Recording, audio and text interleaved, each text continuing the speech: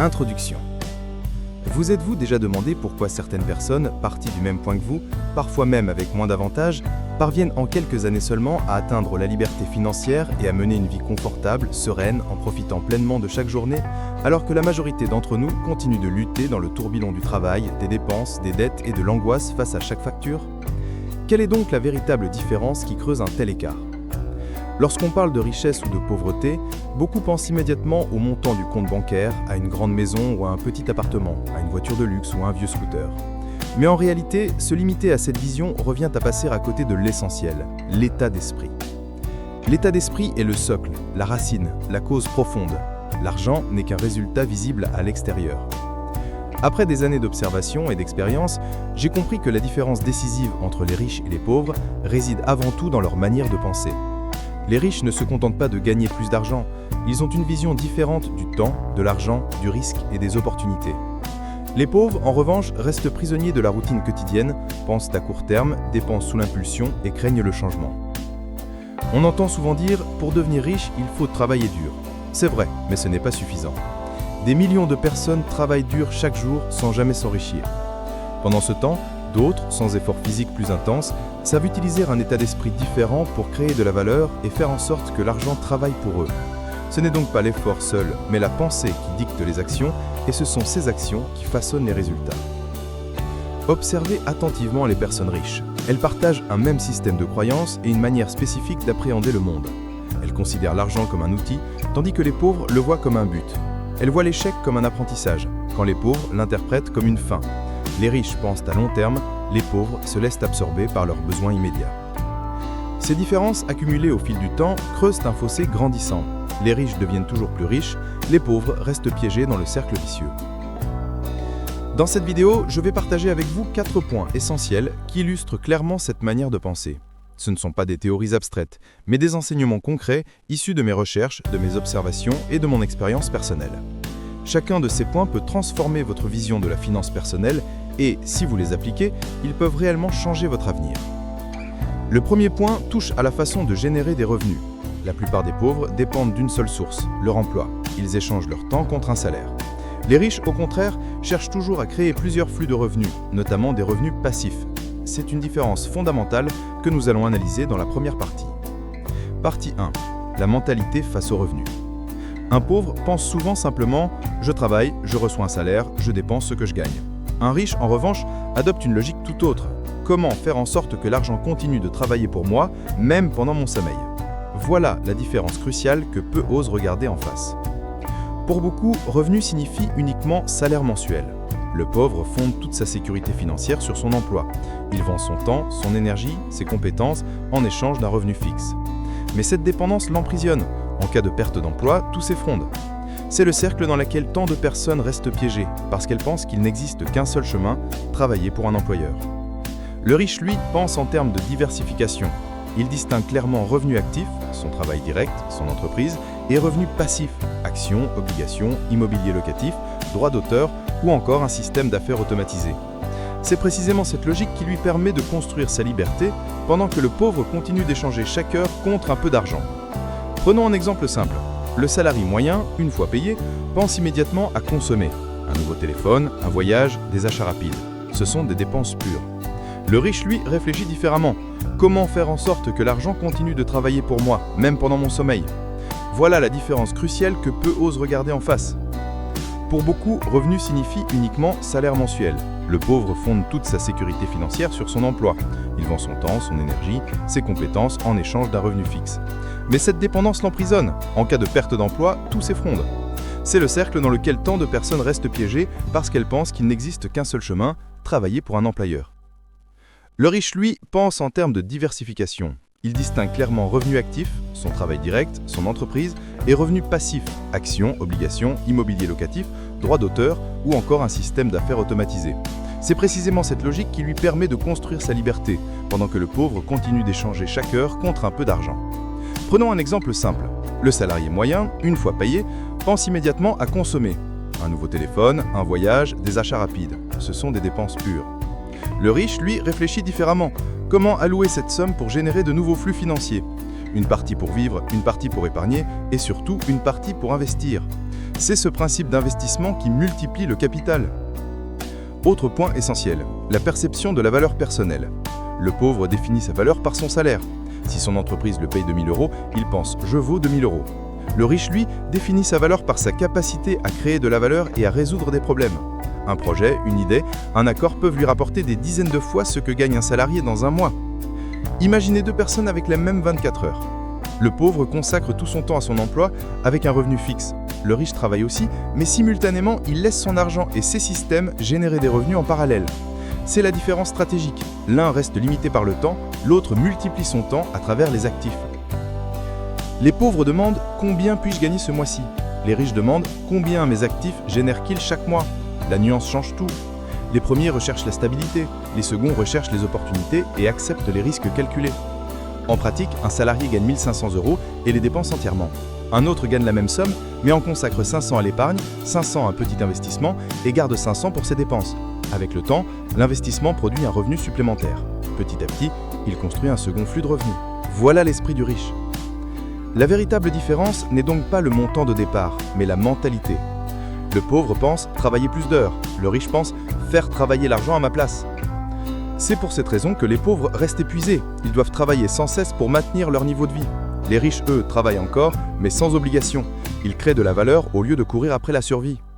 Et surtout, ils pensent toujours à long terme. Le pauvre se demande comment payer mes factures ce mois-ci, le riche se demande comment vivre dans 5 ans uniquement grâce aux revenus de mes actifs. Si vous voulez transformer votre vie, commencez par transformer votre rapport aux revenus. Ne pensez plus seulement en termes de salaire, pensez flux financier, actifs, création de valeur durable. C'est le seul voie pour sortir du cycle travail, dépenses, dette. Mais le revenu ne suffit pas, car certains gagnent beaucoup et restent pauvres. La différence suivante se joue dans la gestion de l'argent. Et c'est précisément ce que nous allons explorer dans la partie suivante.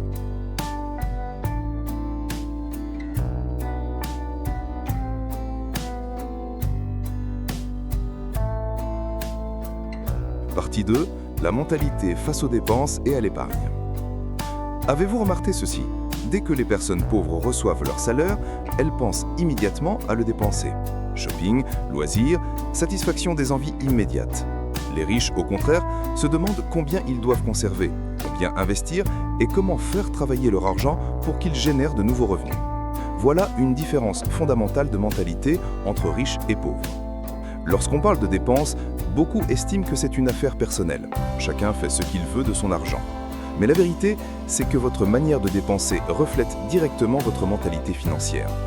Les pauvres considèrent la dépense comme une récompense pour leur effort. Les riches la voient comme une décision stratégique qui façonne leur avenir. C'est l'une des différences les plus marquantes dans la façon de penser. Les pauvres ont tendance à dépenser sous l'effet de l'émotion. Après un mois de travail difficile, ils s'offrent un dîner coûteux, le dernier gadget électronique ou un voyage hors budget. Ils consomment d'abord, puis réfléchissent ensuite aux conséquences. Certains vont même jusqu'à emprunter ou utiliser le crédit pour acheter ce dont ils n'ont pas réellement besoin, simplement pour ne pas se sentir inférieurs aux autres. Résultat, même avec une augmentation de salaire, ils restent pauvres car leurs dépenses augmentent plus vite que leurs revenus. Les riches, eux, adoptent une logique différente. Ils refusent de laisser leurs émotions diriger leur portefeuille. Avant toute dépense, ils établissent un plan précis. Ils répartissent leurs revenus, une partie pour les besoins essentiels, une partie pour l'épargne et une partie pour l'investissement. Beaucoup appliquent des règles comme le 50-30-20 ou le 60-30-10 qui consistent à privilégier systématiquement l'épargne et l'investissement avant la consommation. Cela leur permet de sécuriser leur présent tout en construisant un futur solide. Les pauvres se demandent « Combien puis-je dépenser ?» Les riches se demandent « Combien puis-je conserver pour investir ?» Cette nuance change tout. Prenons un exemple concret. 2 personnes touchent chacune 1 500 €.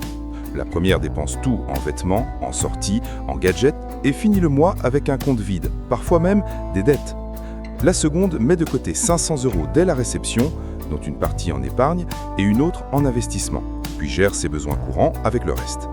Après un an, la première n'a rien accumulé, la seconde dispose d'un capital en croissance. C'est ainsi que se creuse la différence de mentalité. Pour les riches, épargner et investir n'est pas facultatif. Ce n'est pas ce qu'ils font avec ce qu'il reste. Ils en font une priorité absolue, un paiement obligatoire au même titre qu'une facture. Les pauvres eux, consomment d'abord et espèrent épargner après. Mais dans les faits, il ne reste jamais rien. Voilà pourquoi il leur est si difficile de sortir du cercle de la pauvreté. Une autre différence majeure. Les pauvres dépensent pour impressionner les autres, les riches investissent pour créer de la valeur pour eux-mêmes. Les uns achètent des marques, des voitures, des téléphones pour montrer leur réussite, les autres investissent dans la connaissance, les compétences, les relations ou des actifs qui rapportent. Les pauvres dépensent pour le présent, les riches dépensent pour bâtir l'avenir. Imaginez, avec 1 000 € supplémentaires, une personne pauvre s'offre un nouveau smartphone, tandis qu'une personne riche s'inscrit à une formation ou place cet argent dans un projet. 1 an plus tard, le téléphone a perdu de sa valeur, mais la compétence ou l'investissement continue de produire des bénéfices. Voilà la preuve de la différence de mentalité.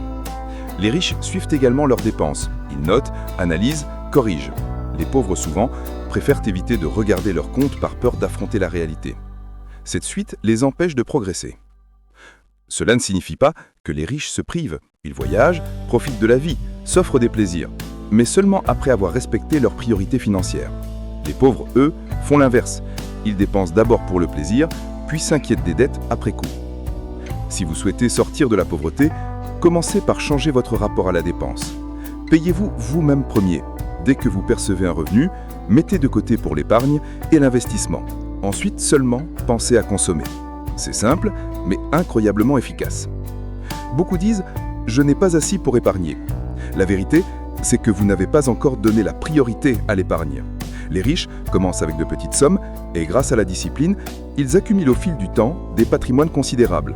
Les pauvres attendent d'avoir un surplus qui n'arrive jamais.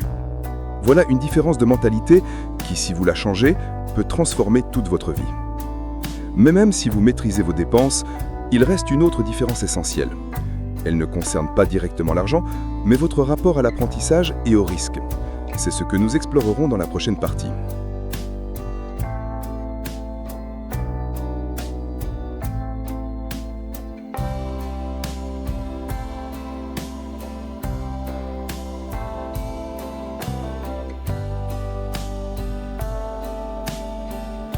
Partie 3. La mentalité face à l'apprentissage, aux risques et aux opportunités. Vous-êtes-vous déjà demandé pourquoi certaines personnes sont prêtes à investir du temps et de l'argent pour apprendre, se former et prendre des risques, alors que d'autres cherchent constamment à rester dans leur zone de confort, en privilégiant la sécurité et le statu quo? C'est précisément cette différence radicale de mentalité face à l'apprentissage et aux risques qui creuse de plus en plus l'écart entre les riches et les pauvres. Les personnes issues de milieux modestes croient souvent, à tort, qu'en travaillant dur et en économisant régulièrement, elles finiront un jour par s'en sortir. Mais la réalité est tout autre. Le monde change vite, l'argent perd de sa valeur et les opportunités apparaissent puis disparaissent dans un clin d'œil. Se reposer uniquement sur un emploi stable et une épargne traditionnelle condamne à rester à la traîne. Les personnes riches, elles, adoptent une approche totalement différente. Elles considèrent l'apprentissage continu et l'acceptation des risques comme des conditions indispensables à leur progression. C'est là une différence fondamentale dans la manière de penser entre riches et pauvres. Les pauvres craignent le risque. Ils trouvent toujours des excuses pour repousser. Ils ont peur de perdre de l'argent, peur de l'échec, peur du regard des autres. Cette peur les empêche d'investir, d'expérimenter, de sortir de leur routine. Leur vie se résume à un cycle immuable.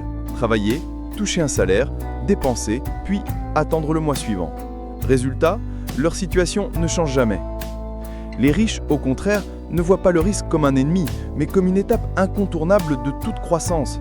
Ils savent qu'une opportunité se cache toujours derrière un risque. Ils ne se lancent pas aveuglément, mais osent tester, analyser, échouer et recommencer. Beaucoup ont perdu de l'argent, certains ont même connu la faillite ou la critique.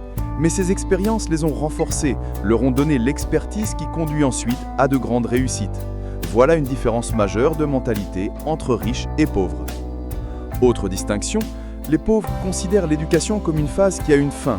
Une fois diplômés, ils estiment en savoir assez. Les riches, eux, voient l'apprentissage comme un chemin permanent. Ils lisent chaque jour, suivent des formations, trouvent des mentors, participent à des conférences et échangent avec des personnes plus expérimentées. Grâce à cette démarche, ils restent à jour, anticipent les tendances et saisissent les opportunités avant les autres. Un exemple simple, face à une nouveauté comme la blockchain ou l'intelligence artificielle, les pauvres réagissent souvent par la méfiance, pensant à une arnaque ou à une complexité insurmontable. Les riches, eux, s'informent, lisent, participent à des événements, investissent même de petites sommes pour comprendre le mécanisme. Peut-être échouent-ils au départ, mais en osant se lancer tôt, ils prennent de l'avance et profitent des opportunités. Il faut aussi souligner que les riches n'apprennent pas seulement pour accumuler du savoir, mais pour agir. Ils transforment la connaissance en projet, les idées en action et les risques en opportunités. Les pauvres se contentent souvent d'écouter, de savoir, puis d'oublier, sans jamais franchir le pas. Cette différence avec le temps creuse un fossé immense. Les pauvres se satisfont d'une vie « tant que je mange et que je vis en sécurité, cela suffit ». Les riches, eux, se demandent comment assurer une vie meilleure pour moi et pour les générations futures. Leur vision à long terme et leur acceptation du risque calculé leur permettent d'élargir sans cesse leurs ressources. Une autre différence clé, les pauvres voient l'échec comme une fin. Les riches le considèrent comme un investissement, une leçon. Après un revers, un pauvre renonce et retourne à ce qu'il connaît. Un riche analyse, tire des enseignements et repart. Ils savent que chaque échec les reproche un peu plus de la réussite. Il en est de même pour les opportunités. Les pauvres attendent qu'elles viennent à eux, les riches les créent. Ils développent leur réseau, initient des projets, ouvrent des portes. Et s'il n'y a pas d'opportunité visible, ils la construisent.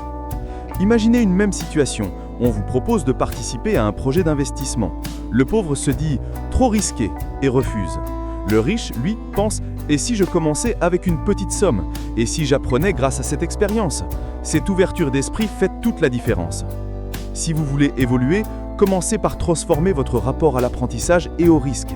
Investissez d'abord en vous-même. Considérez la connaissance comme un actif précieux. Acceptez que l'échec fasse partie du chemin vers le succès. Et rappelez-vous, les opportunités ne frappent pas à votre porte, vous devez aller à leur rencontre, voire les inventer. La différence fondamentale de mentalité entre riches et pauvres ne se résume pas à l'argent, mais à la manière de concevoir le savoir, le risque et les opportunités. Les pauvres évitent, les riches affrontent. Les pauvres stagnent, les riches avancent. Les pauvres attendent, les riches créent. Voilà ce qui, au fond, explique l'écart croissant entre eux. Même après avoir changé votre vision de la consommation, de l'épargne, de l'investissement, de l'apprentissage et du risque, il reste une autre différence majeure. Elle ne concerne pas seulement vos actions individuelles, mais votre capacité à vous projeter dans l'avenir avec une véritable stratégie de vie. Les pauvres vivent pour aujourd'hui, les riches vivent pour 10, 20 ans plus tard. Et c'est ce que nous explorerons dans la prochaine partie.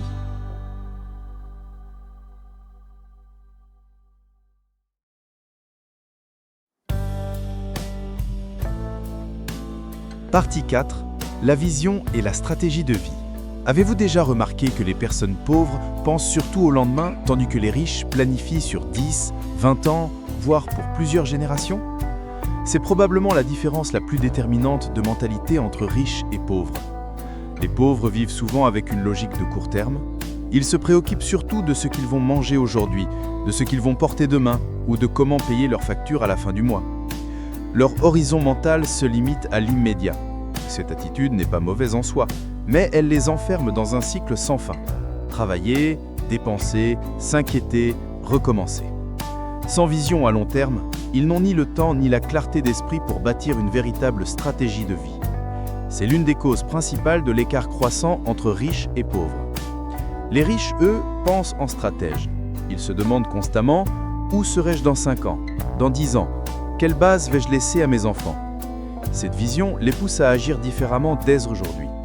Lorsqu'un pauvre voit son revenu augmenter, il pense souvent à améliorer son confort immédiat, acheter une nouvelle voiture, déménager dans un logement plus grand, dépenser davantage. Les riches, au contraire, se demandent comment ce revenu supplémentaire peut les rapprocher d'un objectif plus vaste, à 5 ou 10 ans. Plutôt que d'augmenter leurs dépenses, ils renforcent leurs investissements. Cette différence de logique passe souvent inaperçue, mais elle change tout. Les riches considèrent leurs finances personnelles comme un véritable plan d'affaires. Ils définissent des objectifs clairs, atteindre la liberté financière à 40 ans, constituer un fonds d'éducation pour leurs enfants ou créer des revenus passifs stables pour préparer leur retraite. Ensuite, ils divisent ces objectifs en étapes précises. Combien épargner chaque mois, comment investir chaque année, quelle stratégie adapter à chaque phase. Les pauvres, eux, n'ont généralement pas ce type de planification. Ils se laissent porter par les circonstances et finissent souvent démunis face aux imprévus. Un exemple concret, pour la retraite, les pauvres comptent uniquement sur les pensions ou la sécurité sociale, mais ces ressources suffisent rarement à garantir une vie confortable. Les riches, eux, préparent leur avenir dès leur jeunesse. Investissement immobilier, actions, création de revenus passifs. Ainsi, arrivés à l'âge de la retraite, ils n'ont aucune dépendance financière. La différence s'étend également aux générations. Les pauvres pensent souvent à une seule génération, eux-mêmes, et parfois leurs enfants jusqu'à l'âge adulte. Les riches, eux, bâtissent pour plusieurs générations. Ils créent des fonds familiaux, transmettent des actifs, mais surtout une mentalité et une culture financière.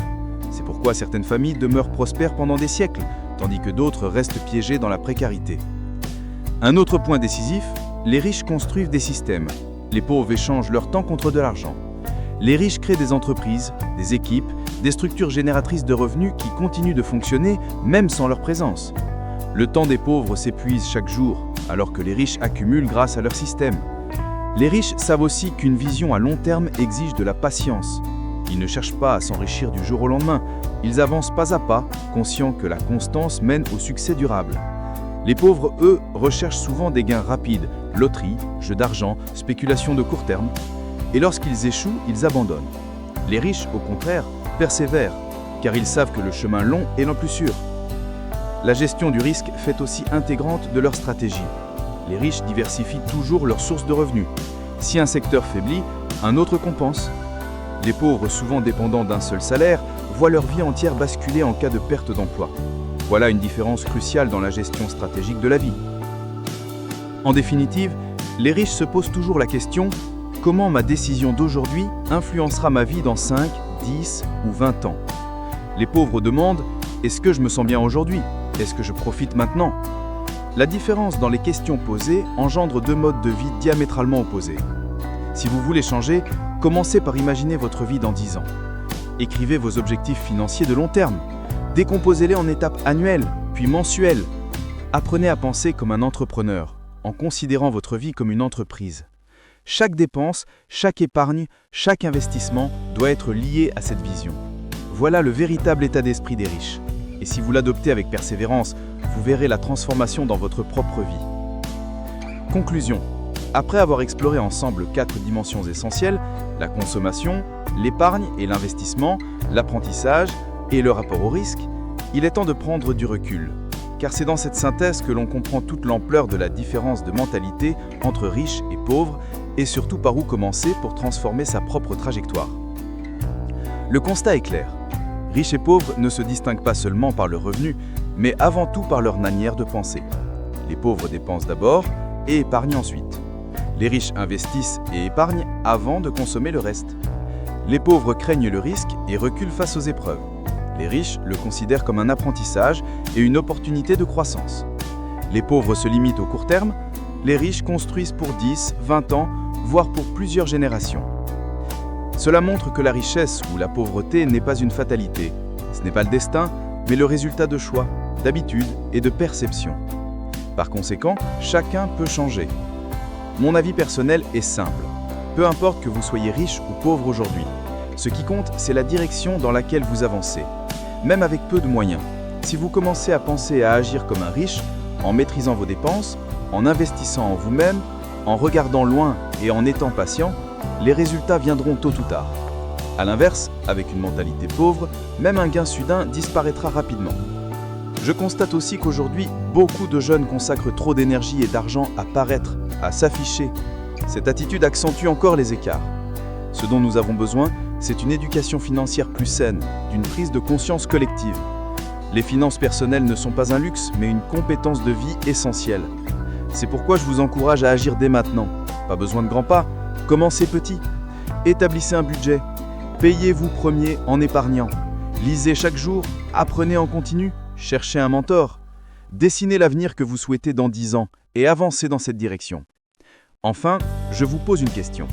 Parmi les 4 différences majeures que nous venons d'analyser, laquelle vous semble la plus décisive pour transformer votre vie ? Partagez votre réflexion dans les commentaires, car votre expérience pourrait inspirer d'autres personnes. Rappelez-vous, cette distinction entre riches et pauvres n'est pas faite pour diviser, mais pour offrir à chacun un miroir et un chemin. Votre avenir financier est entre vos mains et il commence par les choix d'aujourd'hui. Si vous trouvez ce contenu utile, partagez-le autour de vous et abonnez-vous pour ne rien manquer des prochains conseils pratiques et inspirants. Le chemin de l'éducation financière est long, mais chaque vidéo, Chaque lecture, chaque pas vous rapproche de votre liberté. Merci d'avoir suivi jusqu'au bout.